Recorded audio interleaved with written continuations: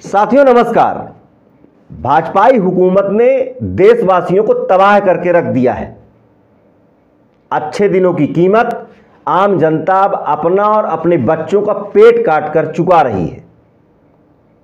प्रधानमंत्री ने पहले डिजिटल इंडिया के ख्वाब दिखाए, वहीं सरकार ने डिजिटल इंडिया के सपने को सार्थक करने के लिए कोई ठोस प्रयास नहीं किए। फिर जनता का ध्यान मुद्दों से भटकाने मेक इन इंडिया का नारा आया, जो विज्ञापन और स्लोगन से आगे नहीं बढ़ पाया। फिर प्रधानमंत्री ने 2022 तक किसानों की आय दोगुनी करने का शिगूफा छोड़ दिया।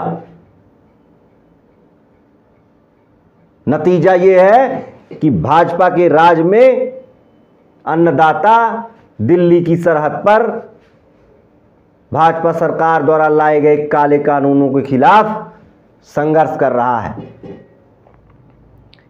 फिर 5 ट्रिलियन अर्थव्यवस्था का जुमला छोड़ दिया गया।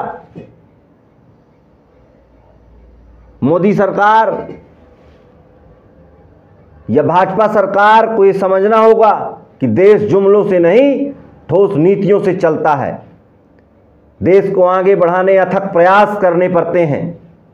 संक्रमण के दौरान आत्मनिर्भर भारत का नारा देकर जनता को बेसहारा छोड़ दिया।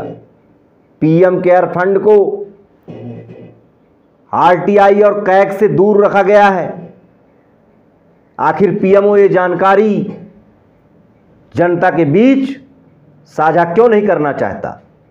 संक्रमण के इस दौर में 2-3 चीजें ही अहम थी। कोरोना से लड़ने के लिए टेस्टिंग को बढ़ाया जाए, जरूरतमंदों की आर्थिक मदद की जाए और टीकाकरण पर जोर दिया जाए। सार्वजनिक स्वास्थ्य प्रणाली को बढ़ावा देने जरूरी था कि इन कदमों को तत्काल उठाया जाए, मगर मोदी सरकार कभी महामारी को लेकर गंभीर नहीं दिखी। प्रधानमंत्री खुद चुनावों में व्यस्त रहे। दूसरी लहर की चेतावनी में उन्होंने प्रचार प्रसार के बीच घोर लापरवाही बरती। अब तीसरी लहर के पहले भी तैयारी उस मुताबिक नजर नहीं आ रही। एसबीआई चीख रही है कि भारत में कोरोना की तीसरी लहर अगस्त माह तक आ सकती है। सरकार मंत्रिमंडल विस्तार में व्यस्त है।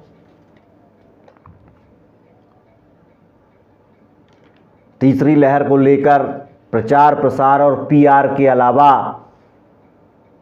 स्वास्थ्य व्यवस्थाओं में सुधार कहीं नजर नहीं आ रहा।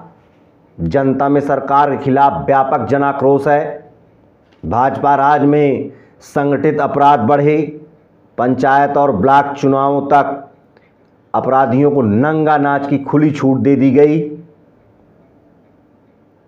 देशवासियों को लगातार महंगाई के झटके दिए जा रहे हैं।